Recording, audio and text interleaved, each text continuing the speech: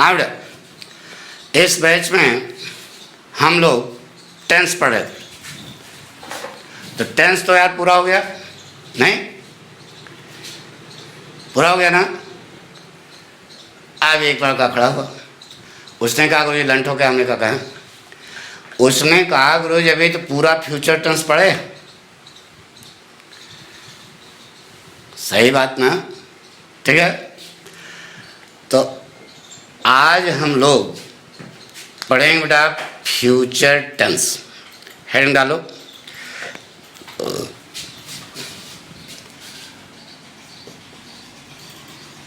Future indefinite tense.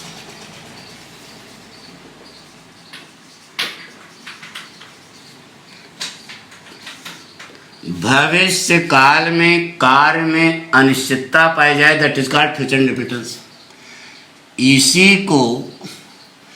इसी का मूल नाम है, कि शुरू में नाम था, यह था बेटा फ्यूचर टेंस।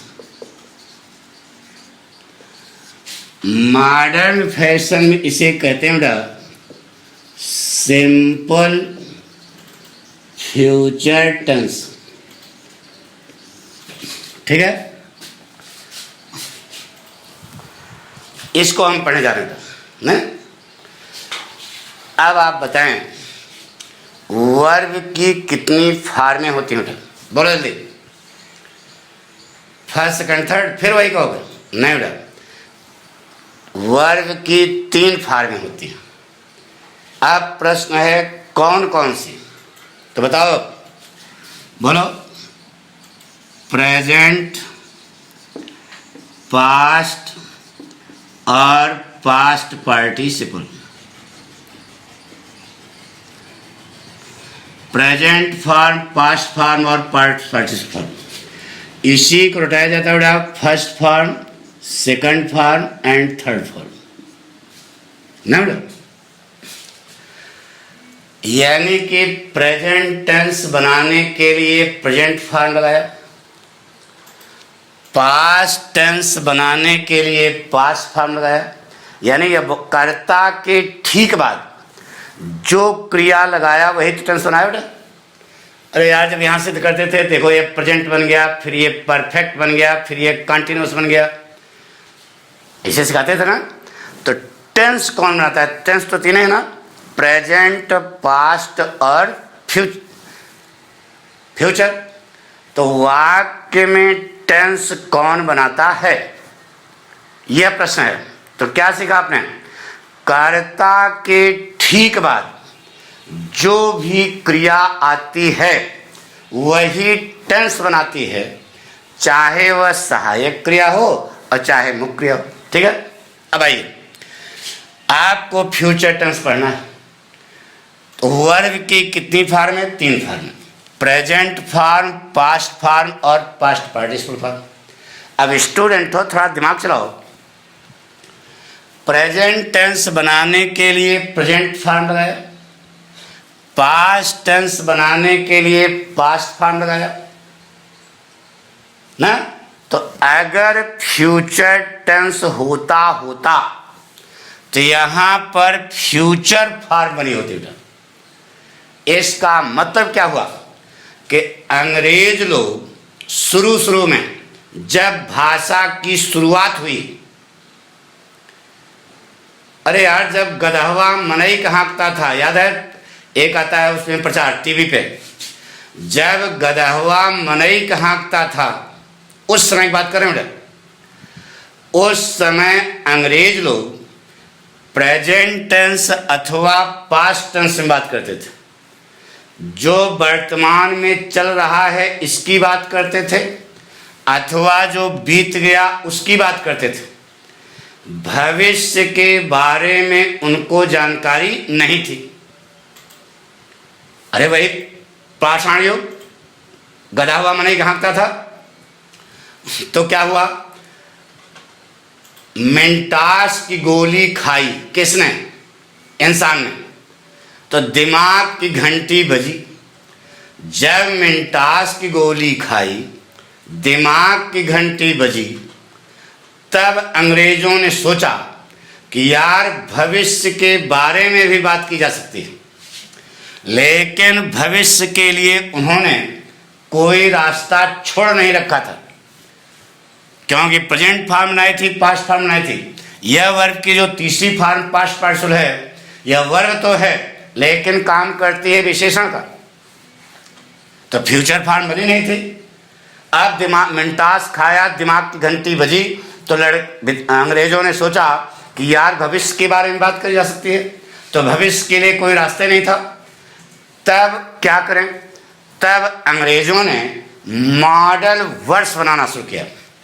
अच्छा बताओ बेटा, मॉडल माने नमूना, नमूने के तौर पर सहायक क्रियाएं और बातों को कहने के लिए, टेंस के अलावा और बातों को कहने के लिए अंग्रेजों ने मॉडल वर्ड्स बनाना शुरू किया, नमूने के तौर पर सहायक क्रिया।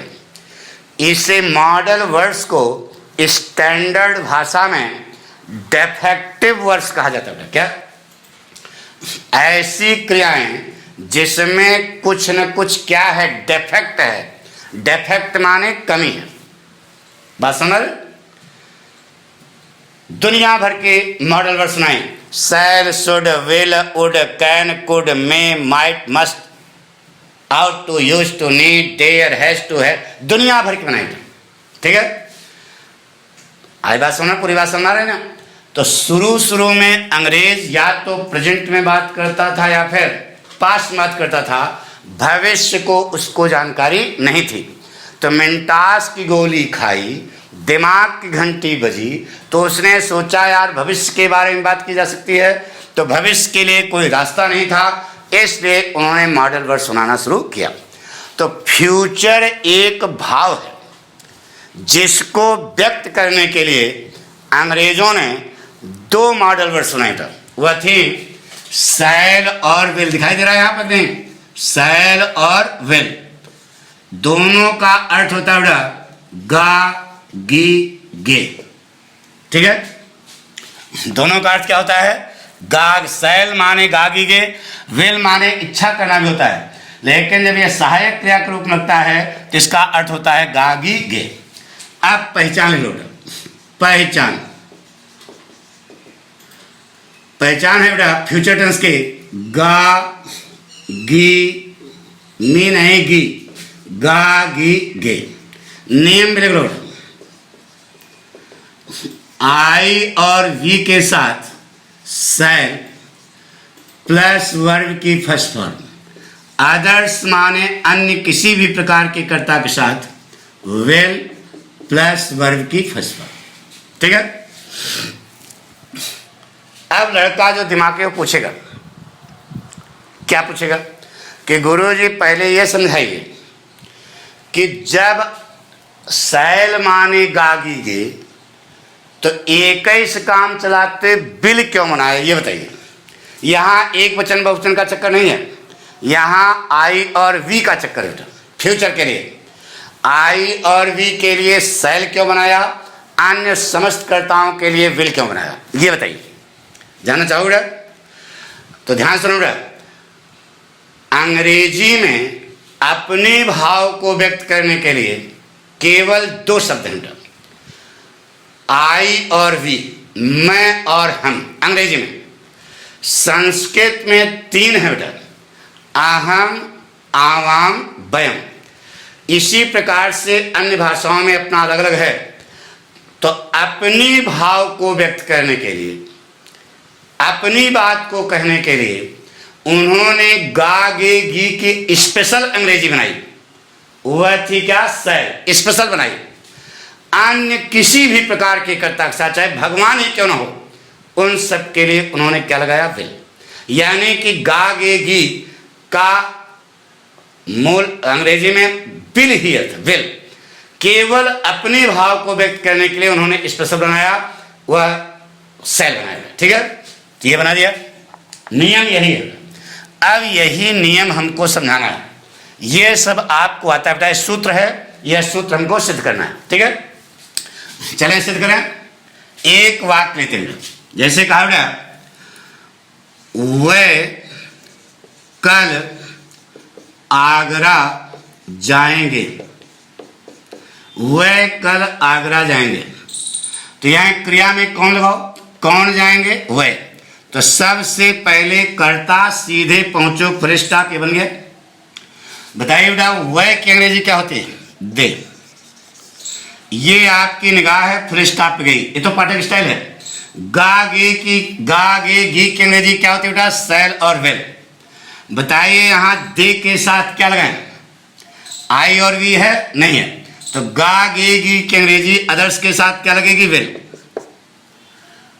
और जाना की अंग्रेजी क्या होती है बेटा, गो। तो हमने लगा दिया दूसरी form went, they will went to Agra tomorrow, बना दिया बेटा। अब यह सही है कि गलत है, ये आपको पता करना है। प्रश्न किया, लड़के ने बनाया they will went to Agra tomorrow. गुरुजी के पास ले गया, कहा गुरुजी देखिए तो वाक्य बनाए, सही है गलत है। लड़के ने पूछा किससे, गुरुजी से। गुरुजी ने बिना सोचे समझे हाँ के कंटाप मार दिया और कहा कि लंट हो, कक्षा 12 में पढ़ते हो, 11 में पढ़ते हो, इतना तुमको नहीं मालूम है कि यहाँ वेंट नहीं होगा, क्या होगा, गो होगा। लड़का थोड़ा शर्मबाज था, उसने कहा गुरुजी खामखा कंटाप मार दिया, हम तो वाक्य दिखाने आए थे। उसने जिद पकड़ लिया, उसने कहा गुरुजी जो वेंट मैंने लगाया ये सही है, अब गो जो तुम बता रहे हो ये क्या है, गलत है। और कंटाप मारोगे तो लर्न तो लगा देंगे गान, लगा देंगे गोइंग, लगा देंगे गोज, क्या कर लोगे। अरे नहीं बेटा तुम समझा करो यार, इतना समझा करो। सैल और विल के बाद वर्ब की फर्स्ट फॉर्म आती है। लड़के ने कहा गुरुजी क्यों, गुरुजी ने कहा है तो बेटा नियम है। तो गुरुजी नियम किसी इंसान ने बनाया होगा, भगवान ने नहीं।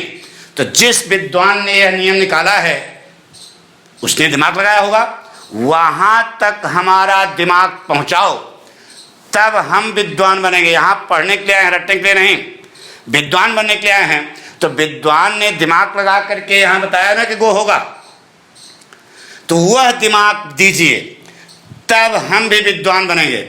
नहीं तो हम रटे हैं, रटने से विद्वता नहीं आती। प्रश्न आया लड़के ने, लड़के का प्रश्न है कि यहाँ वेंट क्यों नहीं होगा, गो क्यों होगा, ये बताइए। गुरुजी के पास कोई रास्ता नहीं है, केवल यह कहने के अलावा बेटा ये तो नियम है।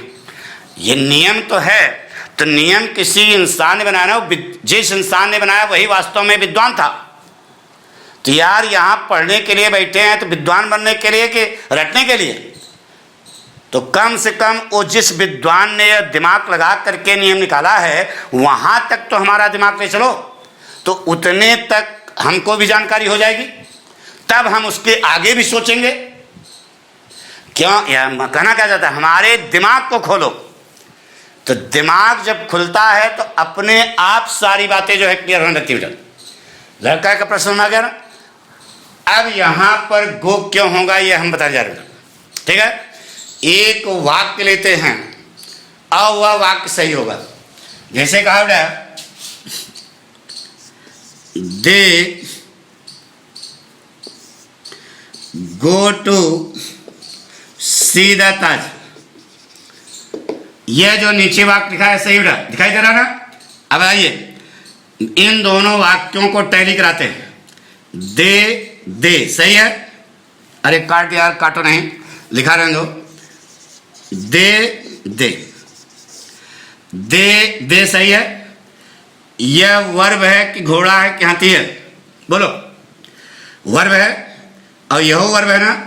एक बार वर्ब आ गई, इसके बाद दोबारा फिर वर्ब आई है, किस रूप में आई, देखो इन्फिनिटिव के रूप में आई। इन्फिनिटिव कैसे बनता है बेटा बता चुके, टू वर्ब की फर्स्ट फॉर्म। अब बताइए यह विल वर्ब है कि घोड़ा है कि हाथी है। मॉडल एक्सिलरी है ना, मॉडल एक्सिलरी वर्ब है ना, तो है तो वर्ब ना, वर्ब है। एक बार वर्ब आ गई, वर्ब देख रहे हो ना, एक वर्ब है ना, एक बार वर्ब आ गई, इसके बाद दोबारा फिर वर्ब आएगी तो किस रूप में आएगी? इन्फिनिटिव के रूप में। तो यहां जाना की अंग्रेजी जो लगाओगे वह इन्फिनिटिव बना के लगाओगे। इन्फिनिटिव कैसे बनता है बेटा? टू वर्ब की फर्स्ट फॉर्म। तो जाना के लिए क्या होती है? गो के पहले क्या लगाओ? To go. आ गया होगा समझ में? यह कारण, अरे यार, दे, यह भी वर्ब, यह भी वर्ब, यह भी वर्ब, यह भी वर्ब। एक बार वर्ब आ गई, दोबारा फिर वर्ब आई है, किस रूप में आई है? इन्फिनिटिव के रूप में। तो यह तो वर्ब है, एक बार वर्ब आ गई, दोबारा वर्ब आएगी तो किस रूप में आएगी? इन्फिनिटिव के रूप में आएगी। पक्का? अब इसको मिटा दें। गुड, मिटा दिया। अब गुरुजी, लड़का समझा रहा है किसको? गुरुजी को। गुरुजी, यह कारण है कि यहां वेंट नहीं होगा, यहां गान नहीं होगा, यहां गोइंग नहीं होगा, यहां गोज नहीं होगा। क्या होगा? टू गो होगा। पक्का? आप गुरुजी गधा नहीं होंगे, वो पूछेंगे कि मूर्खाचंद यहां टू कहां लगता है? तो लड़के ने कहा, गुरुजी तुम पूर्ण बउआ हो, तुमको कुछ आता जाता नहीं है, केवल रट के है। हाँ, इतने 35 साल से हम पढ़ा रहे हैं, हमको मालूम नहीं है। तो वास्तव में उनको मालूम नहीं है। अब लड़का समझ जा रहा, जाना चाहोगे? अच्छा बताइए बेटा, यह कौन सी क्रिया है? बोलो। अभी नाम बताया था, मॉडल एक्सिलरी है बेटा, यानी कि नमूने के तौर पर सहायक क्रिया। इसका एक नाम और बताया था बेटा, डेफेक्टिव वर्ब। डेफेक्टिव वर्ब माने, डेफेक्ट माने कमी, कहते हैं इनके अंदर डिफेक्ट है। डेफेक्ट माने कमी, वर्ब माने क्रिया। यानी कि यह एक ऐसी वर्ब है जिसमें कुछ न कुछ क्या है? कमी है ना। अब आइए, इनके घर, क्या नाम है? अमित नाम है। इनके घर में एक साइकिल है। कहानी ने सुना, पॉइंट बोल रहे बेटा। इनके घर में एक साइकिल है, ओकर चिमटा टूट है। चिमटा माने कैंची, उसका चिमटा क्या है? टूटा हुआ है। पक्का? एक अमित के घर में एक साइकिल है, ओकर चिमटा क्या है? टूट है। उस टूटी साइकिल पर, डिफेक्टिव साइकिल हो गई कि नहीं? चिमटा टूटा है तो डिफेक्टिव साइकिल हुई ना। उस टूटी साइकिल पे 80 किलो के पाठक मचमचाक चौकस बैठ लिए। बताइए, नहरिया तक पहुंच पाएंगे? पहुंच जाएंगे? लैंड तो चले जाएंगे भैरव घाट, नहीं तो हैलट तक चौकस जुगाड़। यानी कि वह डिफेक्टिव साइकिल है, टूट, समझो इधर, वह टूटी, इशारा, वह टूटी साइकिल है, वह कार्य नहीं कर सकती। तो कार्य नहीं कर सकती तो घर में सजा क्यों रखे हो? फेंको उसको। नहीं बेटा, अमित की मम्मी ने सूप से, सूप जानते हो ना, सूप से 30 किलो गेहूं साफ किया, बोरी में भर दिया और कहा बेटवा इसको चक्की पर धरी आओ ना। तो बेटवा कैसे चक्की पर उसको ले जाएगा? तो बोरी के मुंह बांधे, मूड़े पर धरे, तभी तो पहुंचेगा चक्की की दुकान। बोरी कैसे चक्की की दुकान पहुंचेगी? बोरी के मुंह बांधे, खोपड़ी पर रखे, तो 25 किलो को खुद हैं और 30 किलो को बोरी मोड़े, धीरे धीरे पहुंचेंगे। लड़के ने लगाया दिमाग, टूटी साइकिल निकाली बाहर, बोरी के मुंह बांधा और साइकिल के फ्रेम देखे हो? फ्रेम, साइकिल के फ्रेम में बोरी फंसा दिया। अब वजन कहाँ हो गया? नीचे। हैंडल पकड़ा, धीरे धीरे पहुंच गया चक्की की दुकान। मतलब क्या हुआ? उस टूटी साइकिल ने कार्य नहीं किया। कार्य तब होता जब आप चढ़ जाते, उस पर ताकत लगाते कार्य। लेकिन उस टूटी साइकिल ने अमित की क्या की? मदद की ना बेटा। बोरी को खोपड़ी पे नहीं रखना पड़ा। तो यह कौन सी साइकिल है बेटा? डिफेक्टिव साइकिल है, टूटही साइकिल है, डिफेक्टिव वर्ब है। यह कार्य नहीं कर सकती, कार्य नहीं। डिफेक्टिव वर्ब याद रखना, कंपटीशन पूछा जाता है, इसी मॉडल एक्सिलरीज को डिफेक्टिव वर्ब कहते हैं। तो यह कार्य नहीं कर सकती, कार्य नहीं कर सकती, तो यहां से जाके और रखे हो, यह मदद करेगी।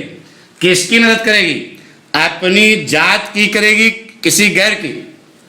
बताइए इसकी जात ये है कि यह गो है ना, यानी कि यह महोदय इसकी क्या करेंगे? मदद करेंगे।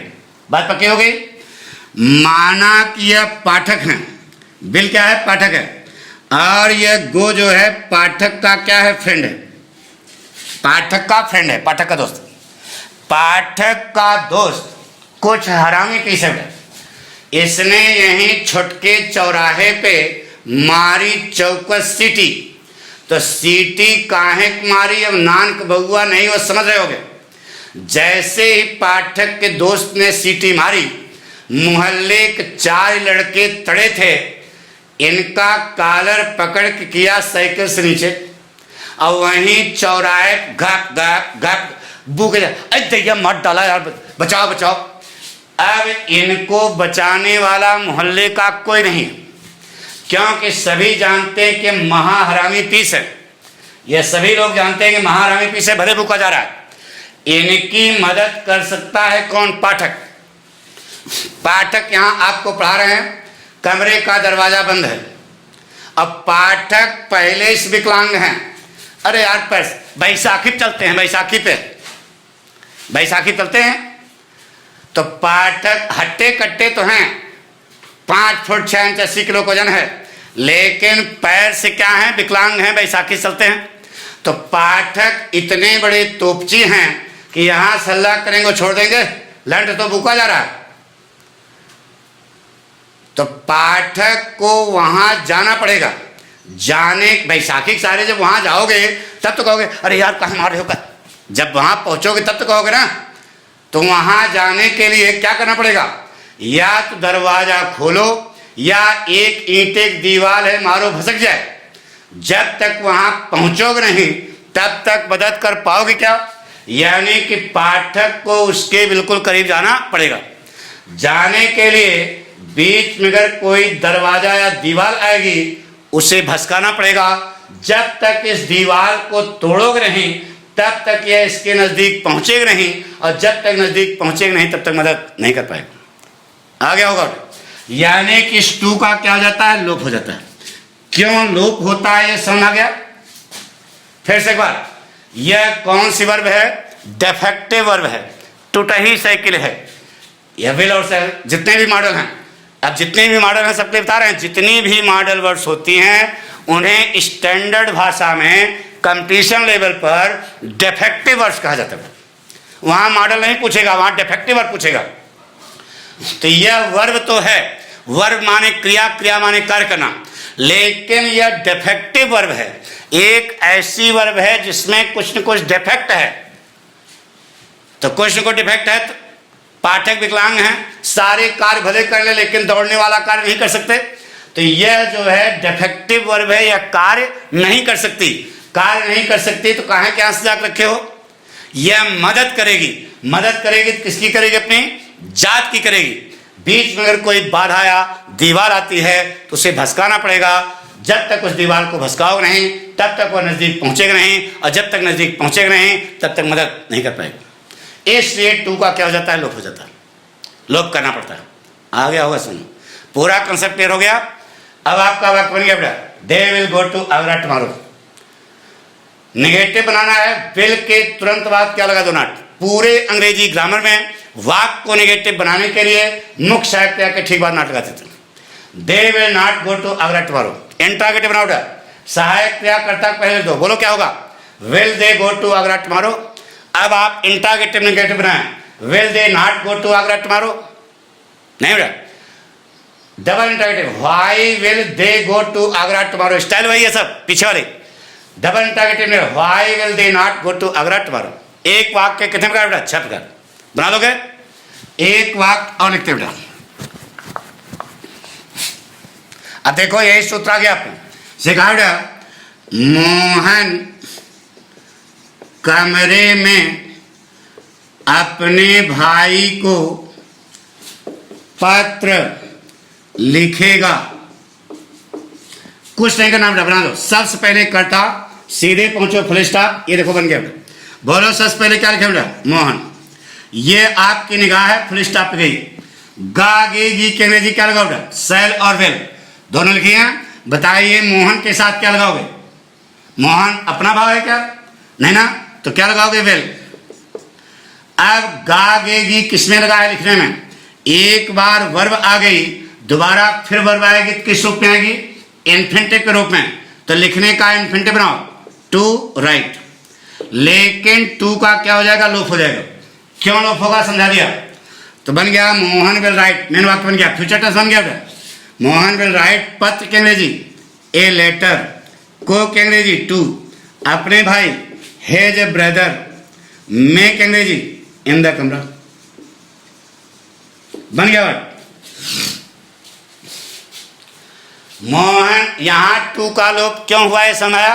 अब बताइए जो ये राइट बचा, इसे अंग्रेजी व्याकरण में क्या कहते हैं बेटा? Bare infinitive. कंपटीशन पूछा जाता है बेटा, बेयर माने नंगा, इन्फिनिटिव माने इन्फिनिटिव। अरे टू लगाया हो, चड्ढी पहने है, चड्ढी उतार दिया तो क्या हो गया? नंगा हो गया। इसे अंग्रेजी व्याकरण में क्या कहा जाता है बेटा? Bare infinitive. पक्का समझ गया। कंपटीशन में इसे आते हैं बेटा, एक स्टेंजा लिखा रहेगा और नीचे लिखा रहेगा sort out the bare form of infinitive from the following stanza. तो आपको जब बेयर इन्फिनिटिव कभी सुने हो तब तो आप बता पाओगे। समझ में आ गया होगा। तो ये जो अरे पीछे और भी बता चुके बेटा, जब प्रेजेंट टेंस पढ़ाया था, पास्ट टेंस पढ़ाया था, इसको क्या कहते हैं? बेयर इन्फिनिटिव बोलते हैं बेटा हमारे। तो कंपटीशन में यही सब छोटे छोटे पॉइंट पूछे जाते हैं जो अध्यापक विद्यार्थी को बताता नहीं है। तो अरे गुरुजी पता नहीं क्या पूछ लिया यार, हमको तो कुछ आ गया होगा बेटा। ठीक है, नेगेटिव बना लोगे 6 प्रकार, ये तो बना लोगे, गुड। मिटा दें, गुड।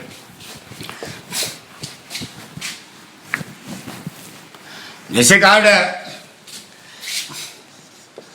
लड़कियां बगीचे में माली की अनुपस्थिति में फूल तोड़ेंगी।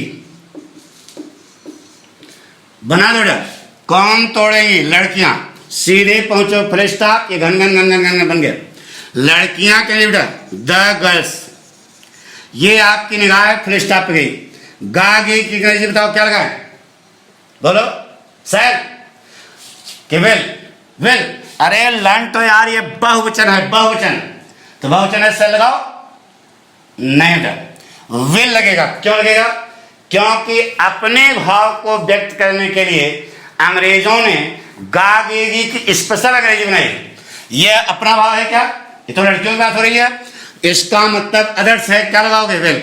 यहां एक वचन बहुवचन का चक्कर नहीं है, यहां आई और वी का ध्यान रखना। आई और वी के साथ सेल लगाओगे, अन्य समस्तकर्ताओं के साथ क्या लगाओगे? विल। हो गया। The girls will. अभी गा गे के अंग्रेजी लगेगा, गा गेगी किसने लगा है? तोड़ने में। तोड़ने के अंग्रेजी क्या होती है? प्लग। यह वर्ब है, घोड़ा है कि हाथी है? वर्ब है। एक बार वर्ब आ गई, दोबारा वर्ब आएगी तो क्या रखेगी बेटा? क्या बनेगा? इन्फिनिटिव। लेकिन उस इन्फिनिटिव में टू का क्या हो जाएगा? लोप हो जाएगा। क्यों लोप होगा समझाया। अब यह प्लग जो बचा, इसे अंग्रेजी व्याकरण में क्या कहा जाता है? Bare infinitive. तो बन गया बेटा द गर्ल्स विल प्लग। फूल की अंग्रेजी द फ्लावर्स। मे की अंग्रेजी इन द एब्सेंस।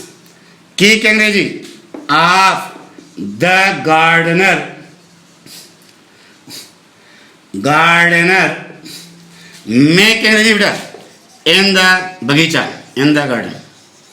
बन गया बेटा। द गर्ल्स, नोट कर लो, the girls will plug the flowers in the absence of the garden, in the garden. Future tense बन गया।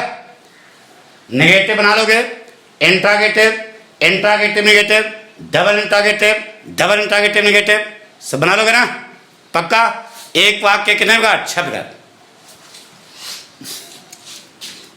यहां एक वचन बहुवचन नहीं, यहां आई और वी के साथ सेल, अन्य संस्कृताओं के साथ वेल। आगे इन्फिनिटिव बनता है लेकिन टू का क्या हो जाता है? लोप हो जाता है।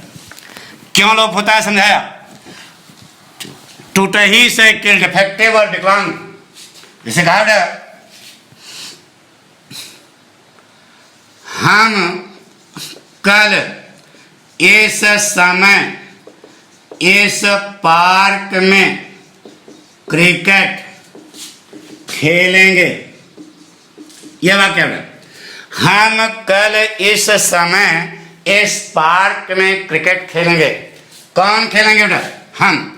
सबसे पहले कर्ता सीधे पहुंचो, फुल स्टॉप, घन घन घन घन। हे विलायक तक वाक्य का उठाना नहीं यार, पटक स्टाइल है। बोलो हम क्या अंग्रेजी बेटा? वी। ये आपकी निगाह है, फुल स्टॉप पे गई।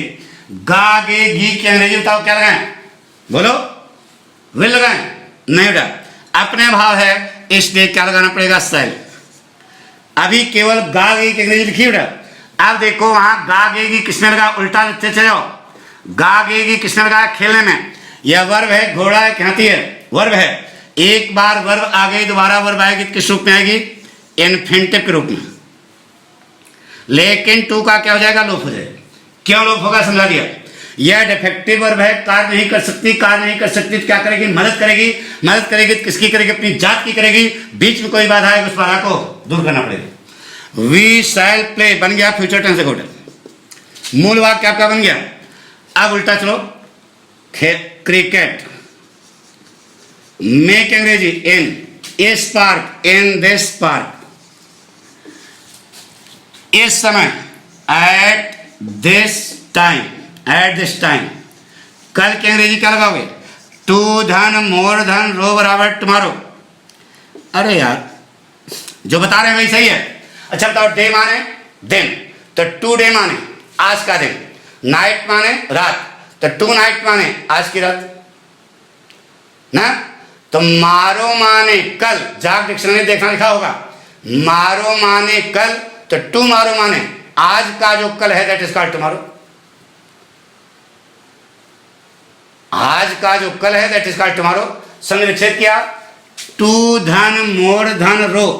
कतार में जो ज्यादा लगा हो, मोर माने ज्यादा, रो माने कतार। कतार में जो ज्यादा लगा हो दैट इज कॉल्ड मारो। और उसे कल कभी खत्म होता है क्या? आज का कल कल, तो कल का कल कल, आज का आज चला रहा है। तो मोर माने ज्यादा, रो माने कतार। कतार में जो ज्यादा लगा हो दैट इज कॉल्ड मारो। है सुना? तो उसी को कह दिया टू मारो। टू माने आज और मारो माने कल। आज का जो कल है दैट इज कॉल्ड टुमारो। आ गया होगा समझ? बड़ा छोड़ो। तो we shall play cricket in this park at this time tomorrow. Negative, interrogative, double interrogative, सब कुछ बना लोगे ना? 6 प्रकार पक्का? कॉन्फिडेंस मिटा दें।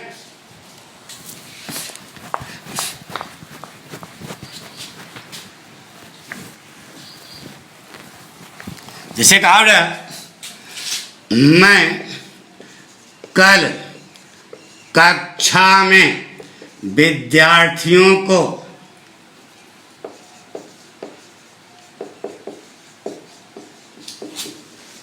व्याकरण पढ़ाऊंगा। बना दो। सबसे कौन पढ़ाऊंगा? मैं। कर्ता सीधे पहुंचो, फुल स्टॉप, ये बन गया। मैं के लिए आई। गा गी गी के लिए बताओ क्या लगाएं? बोलो सर। अपना भाव है ना। पढ़ाना करें टीच। एक बार वर्ब आ गई, दोबारा वर्ब आएगी किस रूप में आएगी? इन्फिनिटिव के रूप में। लेकिन टू का क्या हो जाएगा? लोप हो जाएगा। मेन वाक्य बन गया, फ्यूचर टेंस बन गया। बाकी नौटंकी है। आई शैल टीच ग्रामर। ना बेटा, को की अंग्रेजी टू। द स्टूडेंट्स मेक अंग्रेजी इन द क्लास टुमारो। बन गया बेटा। I shall teach grammar to the students in the class. Negative बनाना है इंट्रागेटिव बनाना है, सब 6 प्रकार आप बना लोगे, क्योंकि बहुत दिन से पढ़ रहे हो, अब आपको आने लगा। पक्का बन गया? फ्यूचर टेंस बन गया ना? आई शैल टीच, यही मेन वाक्य है। बन गया? नोट कर लिया? अच्छा, अब एक पॉइंट और जान लो। क्या पॉइंट जानना है? यहां कॉपी पे लिख लो, वादा, धमकी, दृढ़ता, अवश्य, ऐसे खींच दो और लिख लो आई और वी के साथ विल प्लस इन्फिनिटिव लेकिन टू का लो, वर्ग की फर्स्ट फॉर्म। अदर्स के साथ क्या लगाओगे? शैल प्लस वर्ग की फर्स्ट फॉर्म। यह वादा, धमकी, दृढ़ता, अवश्य, इन मामलों में आई और वी के साथ विल लगाना, इनका अर्थ लिखने की जरूरत नहीं है, केवल यही सहायक क्रिया बदल दोगे तो उन्होंने कहा भाव आ जाएगा। ठीक है? जैसे कहा बेटा, मैं मुसीबत में तुम्हारी मदद करूंगा। मैं मुसीबत में तुम्हारी मदद करूंगा। क्या बना बेटा? आई शैल न लगाना बेटा, क्योंकि वादा क्या जा रहा है? I will help you in trouble. बन गया बेटा? I will help you in trouble, यही बनाया सही है। ये वादा किया गया ना, मैं मुसीबत में तुम्हारी मदद करूंगा, तो I will help you in trouble. जैसे कहा बेटा, मैं आज कक्षा में तुम्हें पीटूंगा। यह वाक्य है। अब यह धमकाया जा रहा है। क्या बनाओगे? I will beat you in the class today. बन गया? I will beat you in the class today. I shall यहां लगाना, क्योंकि धमकाया जा रहा है। बात समझ रहे ना? जैसे कहा गया बेटा,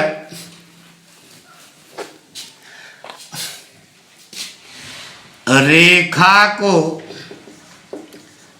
पेड़ के नीचे खाना पकाना पड़ेगा। दृढ़ता है। रेखा को पेड़ के नीचे खाना पकाना पड़ेगा। दृढ़ता का बना दो बेटा। रेखा विल लगाओगे एक shall, Rekha shall cook the food under the tree. Under the tree दृढ़ता पूर्वक कागज। इसको और ढंग से बनाएंगे, लेकिन जब आगे पढ़ाएंगे तब। लेकिन अभी इतना जानो, ये भी सही है। Rekha shall cook the food under the tree. Rekha को पेड़ के नीचे खाना पकाना पड़ेगा। दृढ़ता पूर्वक का। इसको और तरीके से बनाएंगे, अभी आगे आपको पढ़ाएंगे। ठीक है? नोट कर लिया? 6 प्रकार बना लोगे ना? जैसे कहा बेटा, वह आज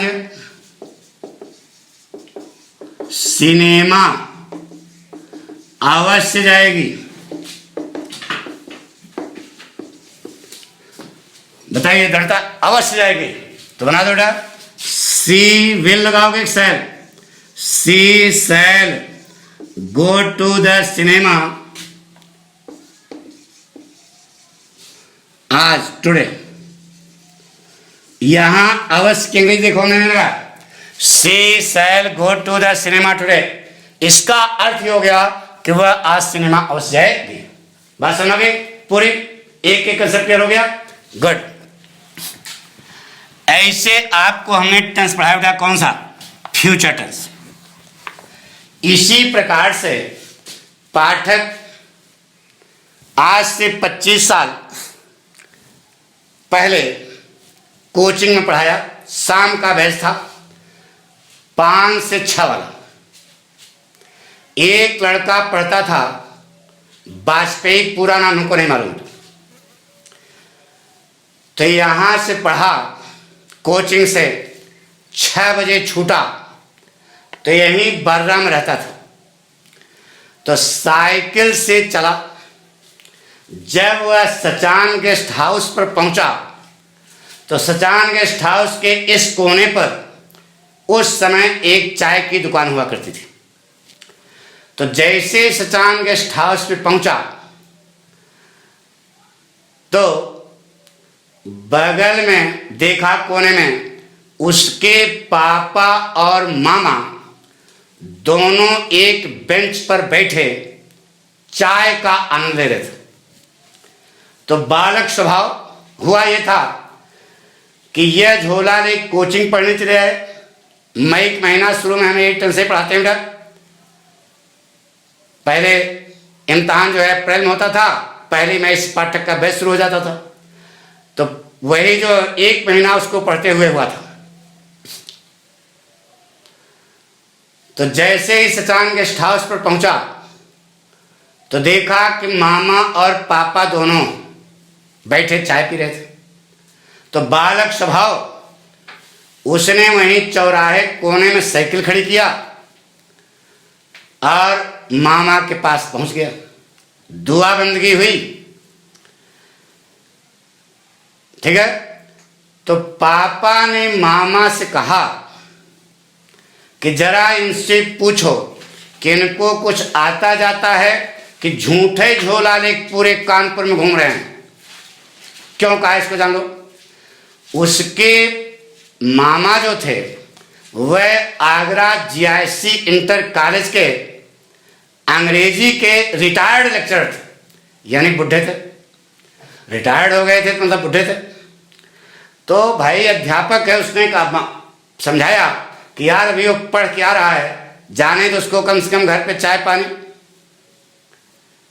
न बेटा।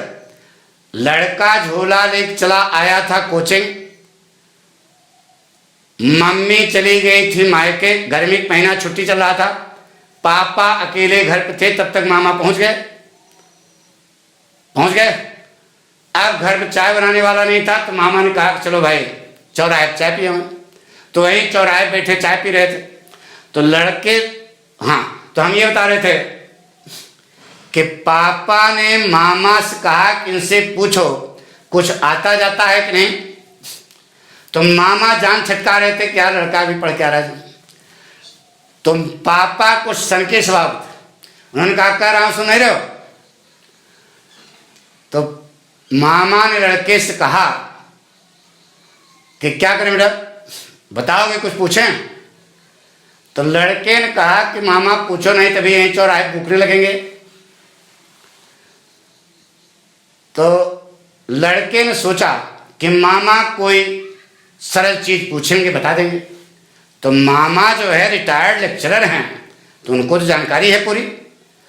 तो उन्होंने तब के जमाने के एजेड आदमी, तो उन्होंने पहले पूछा कि बताओ बेटा अंग्रेजी में तुमको क्या क्या पढ़ाया गया। कहा मामा अभी का अंग्रेजी तभी एक महीना हमको पढ़ते हुआ। तो कहें पूछा कि अच्छा बताइए क्या क्या पढ़ाया गया। तो लड़के ने कहा मामा अभी टेंस खत्म हुआ है, अब जो है डायरेक्ट इनडायरेक्ट सर्जरी शुरू करने वाले। तो मामा ने लड़के से कहा पूछें। तो कहा पूछिए। लड़के ने सोचा कोई छोटा मोटा ट्रांसलेशन पूछेंगे बता देंगे, लेकिन बुढ़ऊ थे कुछ हरामी पीस। उन्होंने पूछा कि बताओ बेटा अंग्रेजी में टेंस कितने होते हैं। लड़के ने कहा मामा जी अंग्रेजी में टेंस केवल 2 होते हैं। इतने में पापा उठे और हाँक 2 घंटा वही चौराहे पर लड़के के मारे अपने। लंटे ये यार ये तो ना करा दिए, टेंस 3 होते हैं और ये कह रहा है टेंस 2 होते हैं। तब मामा ने बीच बचाव किया दोनों में और मामा ने पापा से कहा कि ये जो लड़का बता रहा है यही सही जवाब है। अभी आते आते आपसे हमने कहा था कि अंग्रेजी में टेंस हम पढ़ चुके। अच्छा बताया था कि नहीं। चूंकि लड़का पाठक का सच्चा शिष्य था वो पूरी बात समझता था। उसने कहा कि मामा जी अंग्रेजी में टेंस केवल 2 होते हैं। अब पापा को जानकारी नहीं थी और मामा ने पापा से कहा कि ये लड़का जहां पढ़ने जा रहा है वही सही जगह है।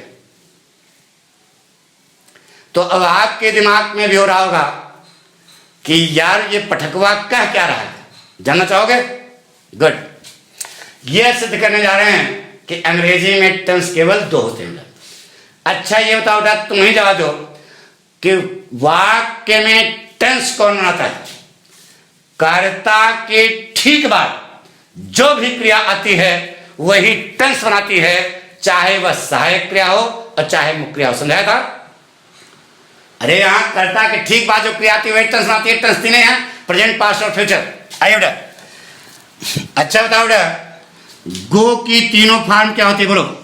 गो, वेंट, गन ना। अच्छा बताओ बेटा, विल की तीनों फॉर्म क्या होती है बेटा? Will, would, would. अच्छा बताओ बेटा, शैल की तीनों फॉर्म? Shell, should, should.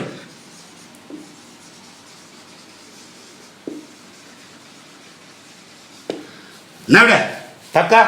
अब आइए, पहले हम आपको यह बता दें कि डिफेक्टिव वर्ड्स क्यों कहा जाता था।